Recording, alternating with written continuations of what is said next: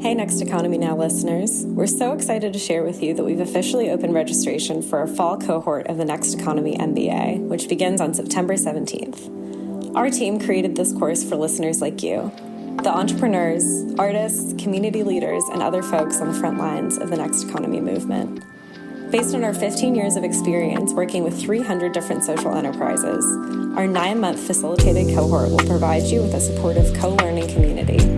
Together, we'll explore the pitfalls of a business-as-usual economy, explore key business principles from a regenerative and just perspective, all while fostering the community and connection we need to stay resilient, inspired, and motivated in our movement for global change.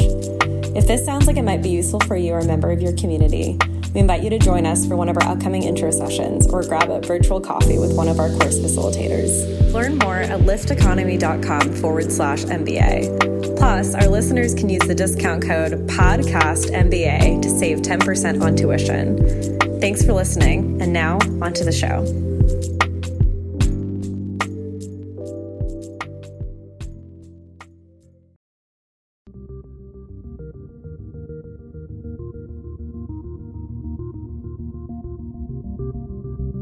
Welcome to Next Economy Now.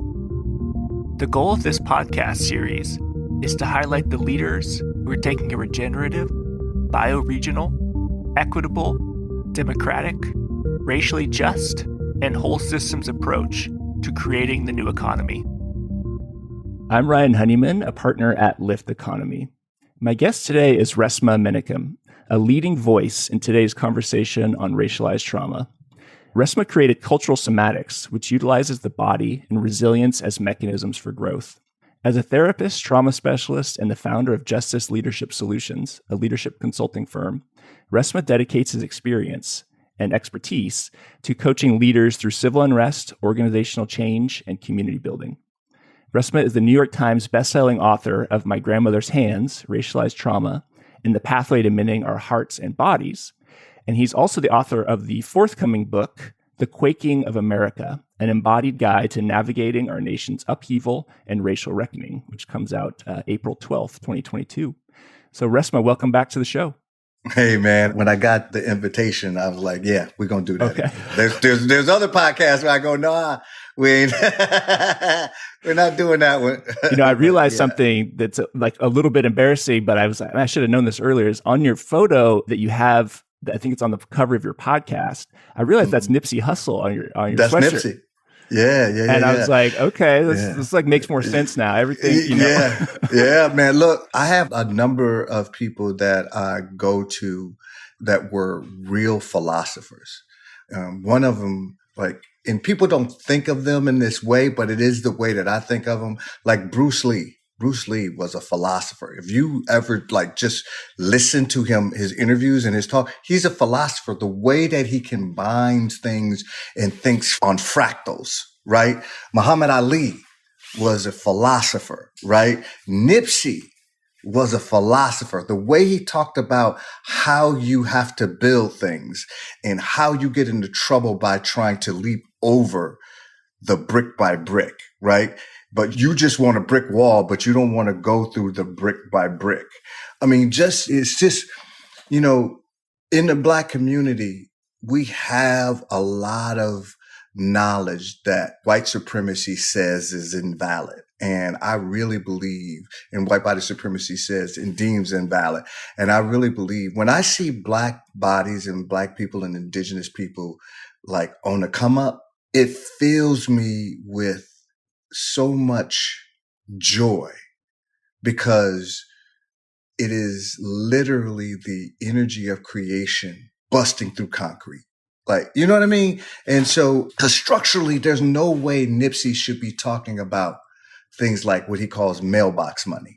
And Nipsey said, somebody told Nipsey asked him if he was, Nipsey was doing a lot of good stuff. And dude said, you making mailbox money. And Nipsey was like, mailbox money? What's mailbox money? He said, mailbox money is that money you make without having to give all of your labor to it. And you get money in your mailbox. whether that's email, whether that's right.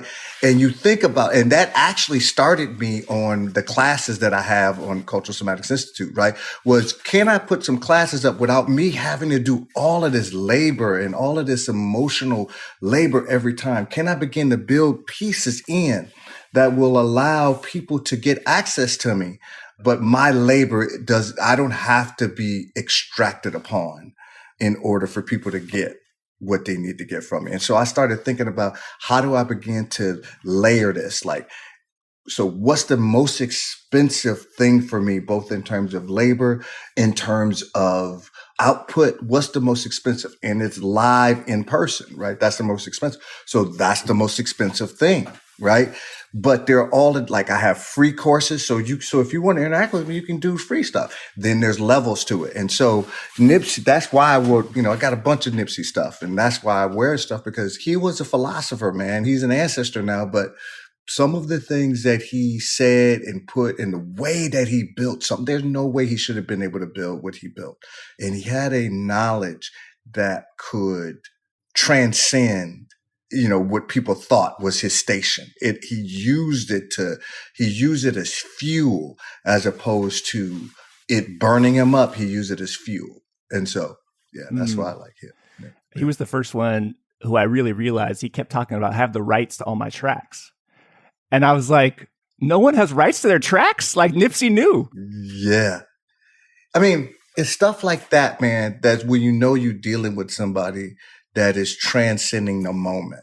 They're transcending the moment. Like his tracks at the beginning, nobody was listening to him, right? But he owned them, right? And he kept hustling and he kept moving and he kept doing. And then when stuff pops, now people look back and go, oh, what about those? Yeah, I got that. I own that. That's mine, right? You can put it on your commercial if you want to, but you don't pay RCA, you pay me, right? There's a lot of people who have hustled. Like I come from a long line of hustlers and just, grinders. And one of the things about like I've learned is that do what you love, even if it don't make you, the money that you think it should be making you. Do what you love, because eventually the world will catch up. And once it do, if you're doing what you love and you own your own shit, you talking a different type of relationship now, right? It was what Prince, it was literally what Prince, like when Prince had Slave, but that was about his masters. He was like, I'm done sending these folks babies to college. And I'm producing all this stuff. And why is the relationship between a record company? Why does ownership have to be, all they need to do is distribute? Why is the ownership piece? Why does they have to own my creation? Right. And that was his whole thing. That's why he went back and recorded all of his old music, re-recorded it in the vault. Right. That's why he did that, was because he said, okay, y'all own those masters. You own these masters. I own these masters. You see what I mean? Like the structure, man, will have you believe that there's only one way to do this thing. And it's either being adjacent to or kowtowing to white body supremacy, right? Like make white bodies comfortable and you can make it, right? Tell white bodies what they want to hear and you can make it. And what a lot of people are showing is that there ain't no one way to do this. And your avenues are your avenues. They're not the avenues of creation. Creation itself is what guides me, not the structures you don't put in place. So, yeah. Yeah, one of the things I was going to try and do on this podcast, I have some words and also some concepts, and just wanted to get your thoughts on how you're cultivating your relationship to those things.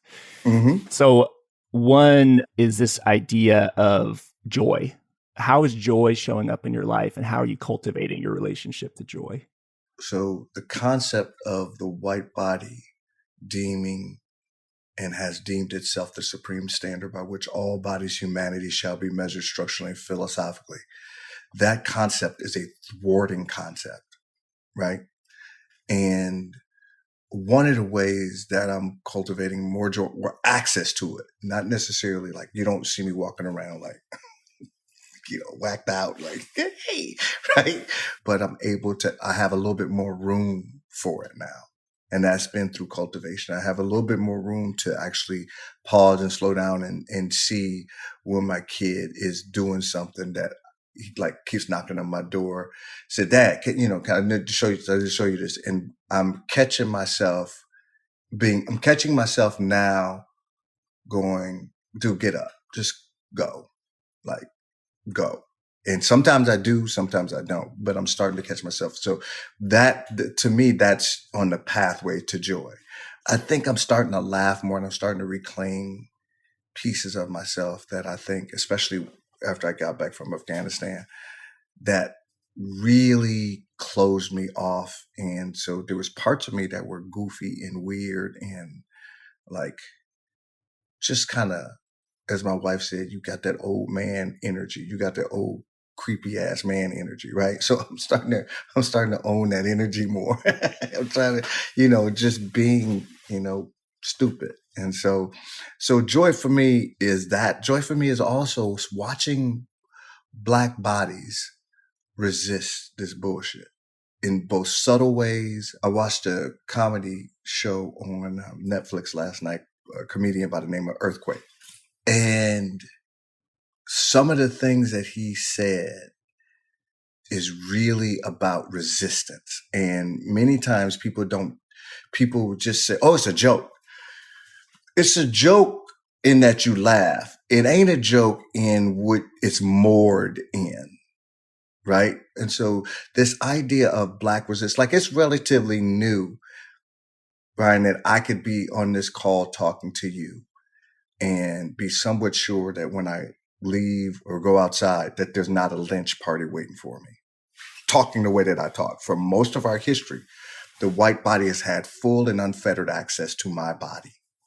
It is relatively new that I have some, and that's relative, right? Because Ahmaud Arbery didn't have that. Trayvon didn't have that.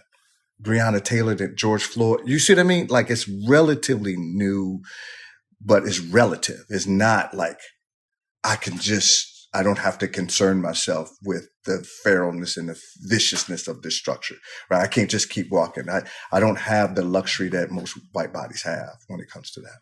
So, yeah. So that's one of the ways that I'm experiencing joy is watching resistance, watching some white people, or some Black folks and indigenous and other bodies of culture saying, you know what? I'm not allowing that. So, yeah. We dropped in a little bit on this idea of dance. Yeah. And you're telling me about the psoas. I was telling Resmaa I've been dancing more, which is so counter to my conditioning. Especially like I feel like some men, maybe there's like hip hop dancer where you're still trying to be cool while you're dancing. You're like, yeah, that's right. Like, that's right. But it's like I'm like, what is the not cool like sensual way to dance in like That's Latin, it. like whatever dancing or That's it. and That's it is powerful. Talk Yeah. about resistance. I was like, Yeah, man. Yeah. So in my book, in my grandmother's hands, I talked a lot about the vagus nerve and the vagal nerve. It comes out of the brainstem, resonates. It is literally an amplifier and broadcaster, right? It is the thing when you're talking to your sister, you're talking to your wife, and you catch the vibe on something and you say, what's wrong? And she goes, nothing. And you go, oh, fuck. Right? Or you're talking to your brother, you say, hey, man, what's going on? He said, nothing, man. And you go, right? That's the vagal nerve. That's the constriction. That's the tightness. That's the right. All of that. There's there's more room, right? And you hear it. And the longer you're with another nervous system, another body, the more you pick up on the subtle pieces. The same thing applies to the psoas muscle. The psoas muscle is the muscle that actually connects the top part of the body with the lower part of the body. It's right around the hip area, right? Liz Koch says that it is a fluid muscle. It's designed to have a lot of fluid in it, and stress can begin to dry it out, right? It is also the muscle that's responsible for urges and fight and flight. It's the mobilizing or immobilizing muscle. If something's too dangerous, you immobilize. If something is accessible, you might be able to mobilize, right? That's the psoas muscle. In a society that's predicated on the immature notion of the white body in the context of pigmentocracy, that the white body is the standard, there is things that have happened to bodies that I believe thwart and constrict natural kind of primordial movements, like of creation. Like one of the ways that creation moves is through a crawl, right? Or through pumping, right? And part of what I've been doing in some of my work is helping bodies, particularly Black bodies who've been impacted by 250 years of rape, legal rape, begin to sense into what happens in the hip, including the amount of spring-loaded charge that's in the hip. So moving your body, moving your hips brings into these kind of primal energies, right? Sometimes when I'm talking, I think people think I'm going to go into this mystic crystal, like, like that's not what I'm saying. I'm saying that we are a part of creation, not apart from creation. And some of what has happened in these structures have truncated the expression of that.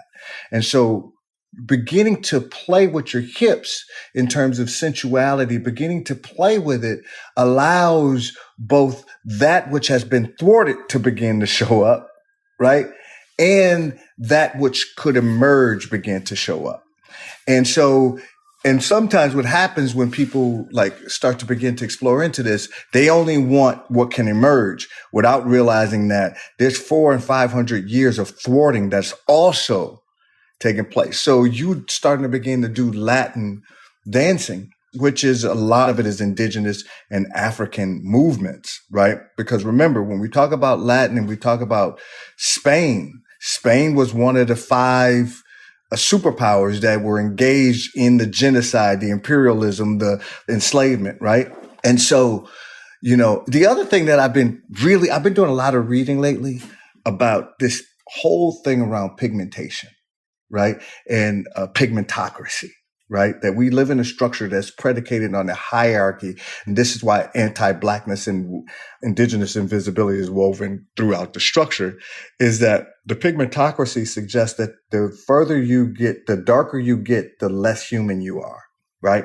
That's woven through the structure. So whether you're talking about Spain, Portugal, France, England, the Netherlands, you're talking about that piece.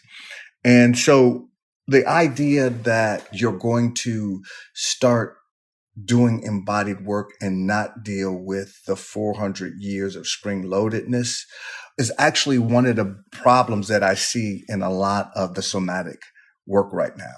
Most somatic work can't handle the charge of race. So that's why they keep going to, we've all been impacted by it. And we all should, right? That's the move, right? It's like, we all should, yes, racism, but let's talk about intersectionality, right? because they can't hold that charge, right?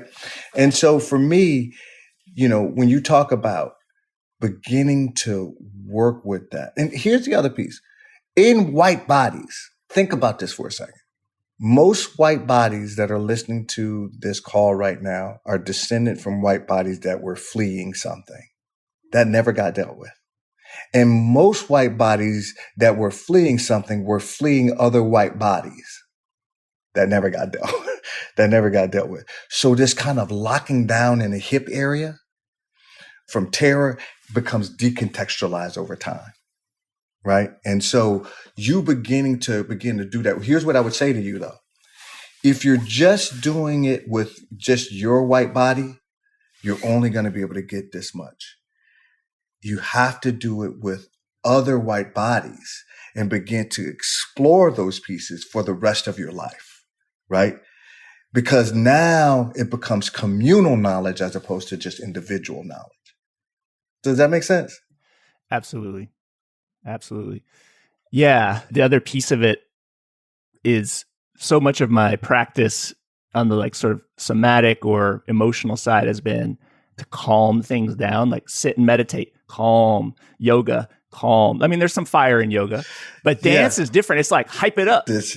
Like, let's get, I mean, there's like sensual dance, but also like let the energy out in like a ecstatic way that's different. That's right. So this whole idea of calming is really, I've come to the conclusion that it is a bypass to maintain white comfort. And I think religion does the same thing. I think yoga does it. I think there are all of these kind of escape hatches that the white body supremacy structure has built in to say all that spring loadedness, bypass it. And this is why I say white bodies it's going to take at least 9 generations before white bodies know what the hell is going on with race. Because they haven't had to learn and be conditioned and tempered around race. So this is why when white people start talking to me about race and they start credentializing, a lot of times I'm like, I really have no use for you. You know what I mean? Because you're trying to credentialize, tell me how much you loved my grandmother's hands and how much work you've done and how you're a somatic therapist and how you're doing all that stuff. And I'm sitting there thinking, you're dangerous.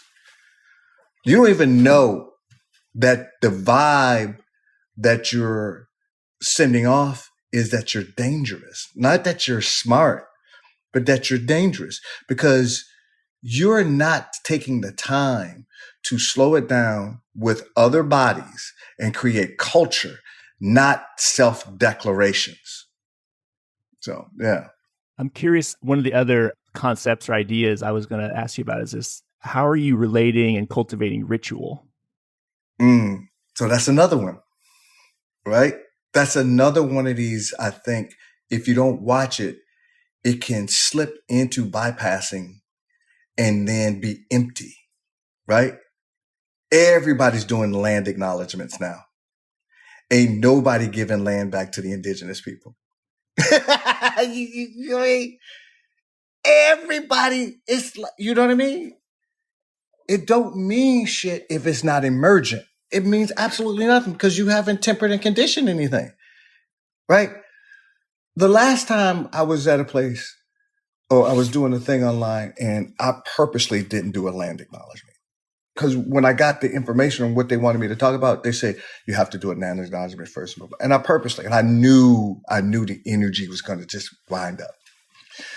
So I'm go through the whole thing. And it wasn't an indigenous person, it was a white person that did this. They said, you know, I love your talk. I loved what you said, and I'm 100% in alignment, and I get it, and da-da-da. And usually when white people do that, I'm like, watch my wallet, right? Just like, but I'm a bit concerned that as we started this, you didn't do a land acknowledgement. You didn't, and I'm sitting there and I'm smiling. And when they got done, I said, how dare you? I said, you're talking to a person whose people were enslaved, that most white bodies have no idea the level of feralness that my people have experienced. And because you want me to perform like a fucking circus monkey, right? You think that means something. And what I'm going to tell you is that most indigenous people know that this land acknowledgement stuff that you're doing does not come with giving the land back. So stop fucking trying to get me to play this game. If I want to do it sometimes, I will do it. But you don't get to do your white gaze, Gaze. You don't get to do your white gaze at me. And then now all of a sudden you're an authority on fucking land acknowledgement. You're not. Land acknowledgements without realizing that the brutalness of getting that land, the genocide of getting that land has still not been, there's been no healing. And when I say healing, I don't mean healing like kumbaya, right? I mean, there has been no acknowledgments that every treaty that America entered into with indigenous people has been broken. But you want me to sit up here and do a land acknowledgement because that's the thing to do. And it's empty. And bodies of culture know it. And so what was the question you asked? Just ritual, how you're relating to ritual. Yeah, I think ritual has to be emergent. It just has to be emergent. And it has to be communal. And most white bodies have no interest in being in community with other white bodies. They will live next to other white bodies. They will have white neighborhoods, but communal means intimacy, right? Creating a living, embodied, anti-racist culture, not being not racist, There's no such thing as not racist.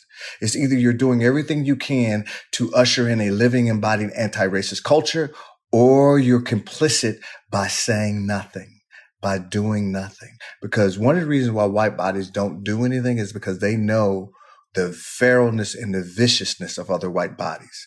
They've learned it through their participation in lynchings. They've learned it through their understanding of it. And so what ends up happening is white bodies more often than not don't want to contend with those pieces.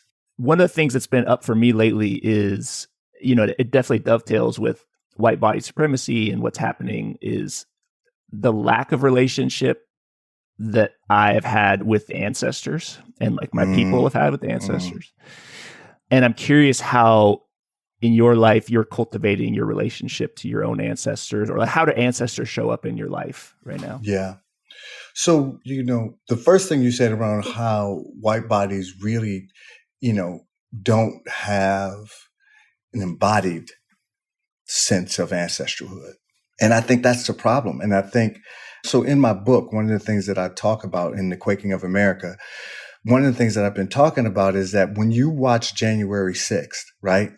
What you're watching, yes, is something that happened on January 6th, but it happened on January 6th in 2021.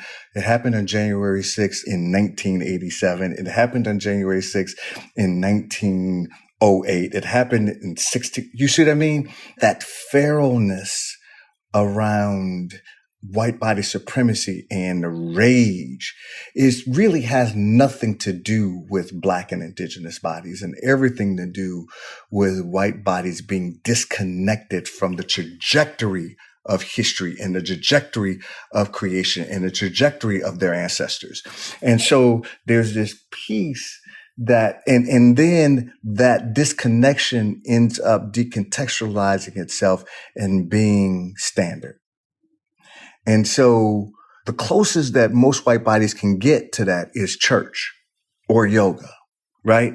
Or something. But even then, there's an experience of there's no there, right? It's like it's performative, and I'm talking collectively, right?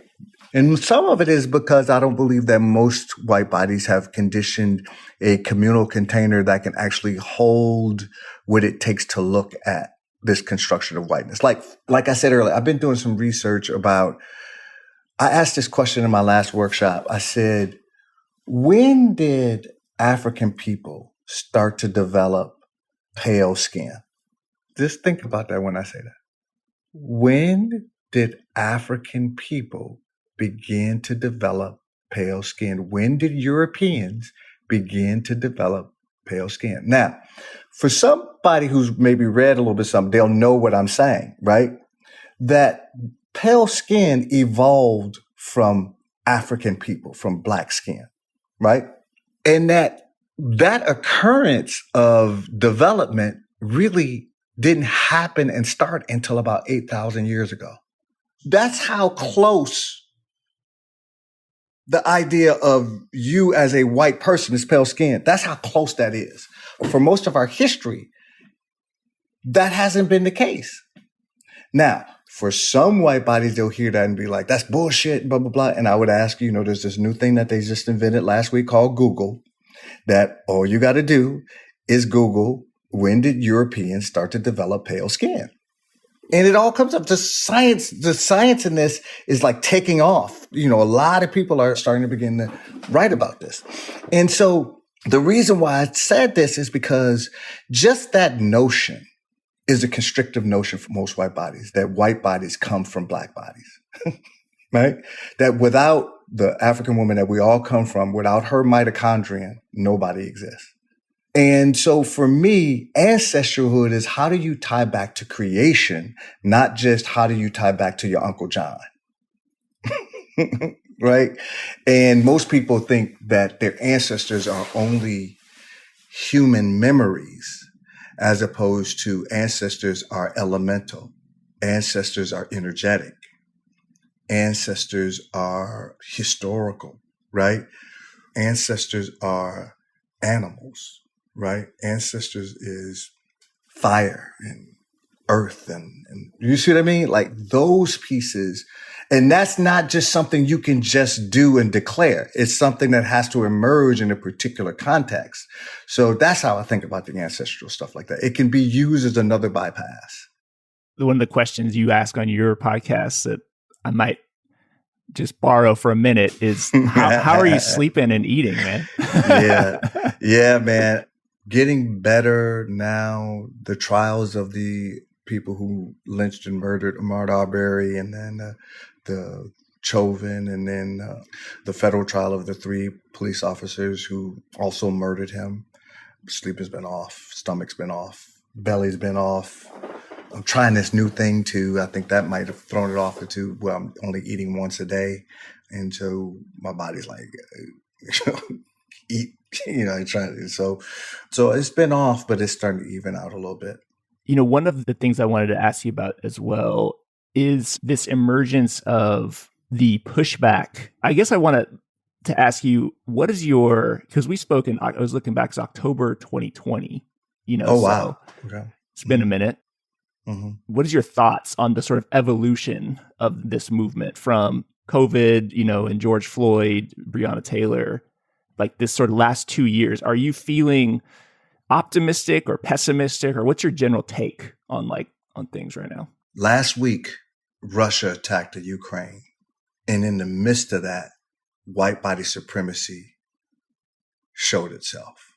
It's always there, but it showed itself. It showed itself in the feral, rancid way by some white bodies seeing other white bodies and saying, you can get on the train and you can get on the bus, but you Arab, you African, you brown-skinned people, I can tell you're not as fully human as me. Why? Because we live under a pigmentocracy. And pigmentocracy says that if you are darker, you are less human. And then you watch all of the newscasters saying stuff like, this isn't like, a third world country. These are good Christian people. And so you see what I mean? So I don't get fooled by these, okay, so the 3 police officers, got convicted of a federal thing. That's not structural change. That's not a reorganizing of things. That's accountability without justice, right? And so I don't really get enamored with a lot of this stuff that when it pops up. I just go, oh, yeah, I'm glad that happened. I think it will bring I'm not sure what it will bring to the families, but I think it'll bring something different had they not been convicted. I think, there's a different texture, different quality to it, but I don't get all like, oh, we're on our way. Like we've arrived and now we're getting ready to do this thing. Because most white bodies don't have an appetite for it. I believe you. I know it to be true. Yeah. What's something in the last 2 years, what's a strongly held belief that you've had that's maybe changed in the last 18 months to 2 years? I think in some ways I had the belief that if white bodies got enough information, then they could do something different. And that's been dispelled. I don't believe information is the curative element. And so I don't believe that white bodies are interested in the conditioning and tempering that it's going to take in order to transform this world so they don't pass the feralness of white body supremacy down to their children. I don't believe they have an appetite for it. So I've thoroughly dispelled that myth now. This idea of like politics, so you have left wing, you have, left leaning, left wing, and then you have right wing, right? And to me, both wings are part of the same racist bird, right? When you have Biden sitting up there talking about the blacks, when you have Biden right now could, with an executive order, strike marijuana as a Schedule 1, right? Right now, he could expand the Supreme Court to not just 9, but to 13, or he could do that now. He could executive order a lot of these, like the voting things and all. I mean, there's a lot of things that he could do right now, and he doesn't. And it's because the Democratic Party they are complicit with the Republican Party and white body supremacy. And that's what moors them. They would never say that. But when you hear an old white man say the blacks, right? And everybody's like, you know what, that's just the way good old Joe talked. You know what, good old Joe also ushered in, you know, a lot of draconian laws that affected black people, right? You know, so that's why I don't get enamored with these pieces around, you know, oh, somebody got convicted and that means justice was served. Look how long it's taken these people. Look, I mean, think about this, man. Do you realize what would have happened if indigenous, black, and brown and people from Mexico or people from Colombia, do you realize what would have happened if 6,000 people that look like me would have attacked the Capitol? Do you realize the amount of bloodshed that would have happened? And the fact that that didn't happen tells you everything you need to know about white body supremacy. That's why when I started, so I was almost halfway through writing Our Grandchildren's Souls, which was going to be the sequel to My Grandmother's Hands, right? And stopped when January 6th happened and was like, we got to address this. And so that's why The Quaking is the book that people are getting now. Let's talk about that book. So tell folks what's going on in that book. So The Quaking really is my way of saying, here's the setup and here's what you can do about it. We are way down the road for having a war. This is not, for me at least. Think about this, right? You watched, a lot of white people were surprised and watched in the horror what happened for January 6th. Just like, oh my God, like they're kicking in windows and beating up people and shitting on the floors and like just foulness, right? And they were shocked, right? Think about how many white people saw that on TV and were shocked and horrified. And now think about that they did nothing to change their behavior. How many white folks saw that and said, I need to take a self-defense course? That these people have guns and weapons, and there's at least 10 million of them. At least 70 million that voted for Little Hands, Trump, right? There's at least 70 million people that rock with that, right? I would say 8 to 10 or 7 to 10 million are not opposed to using weapons on people. And white people watching what happened and not realizing that those people will murder white people.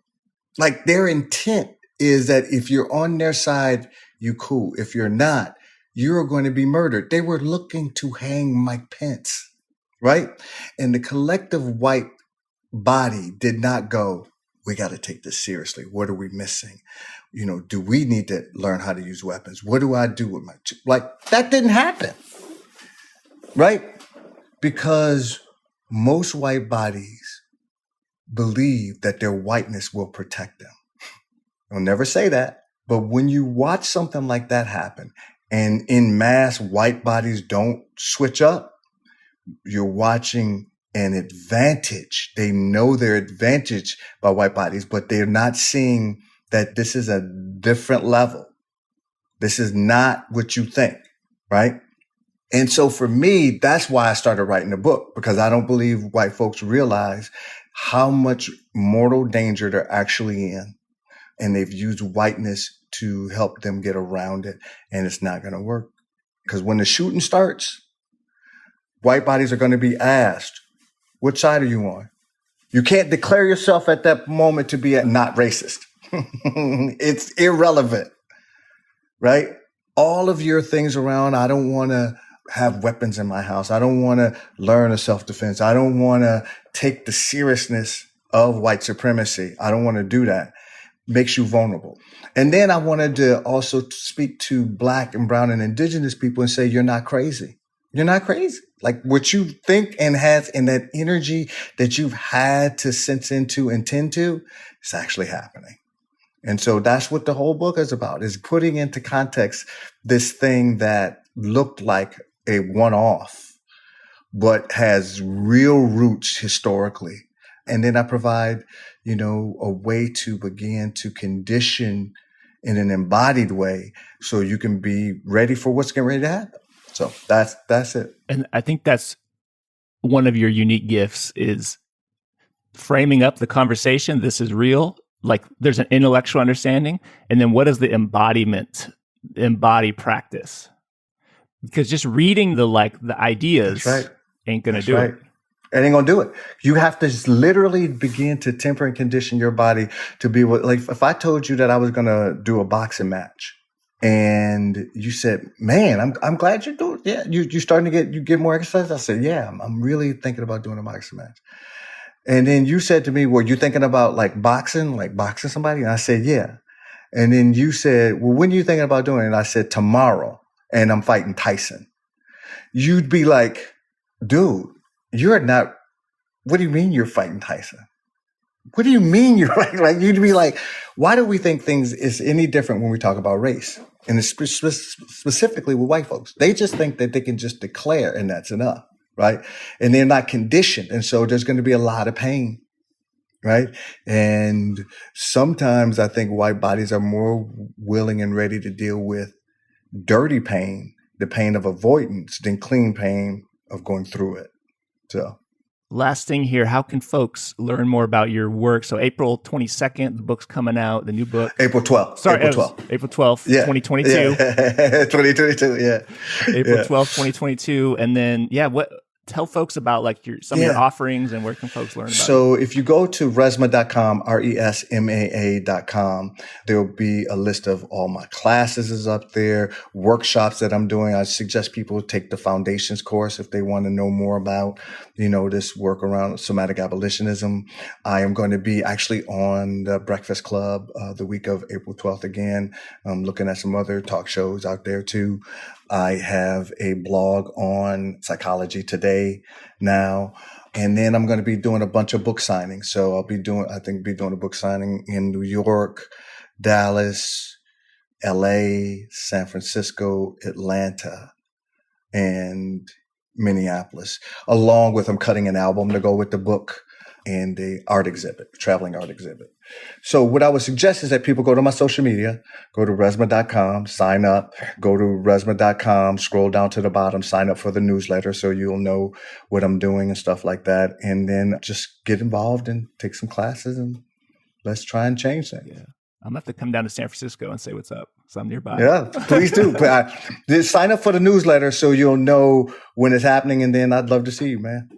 Well, Resmaa, thank you so much for being on the show again, and appreciate you. And I look forward to seeing you in person someday. Yeah. Appreciate you, man. Thanks. Next Economy Now is a production of Lift Economy. To listen to all of our episodes, go to lifteconomy.com/podcast. That's LIFT economy.com/podcast. You can also sign up for our monthly newsletter at lifteconomy.com/newsletter. Please also rate and review our podcast on iTunes, Spotify, Stitcher, or wherever you get your podcasts. Thanks for listening.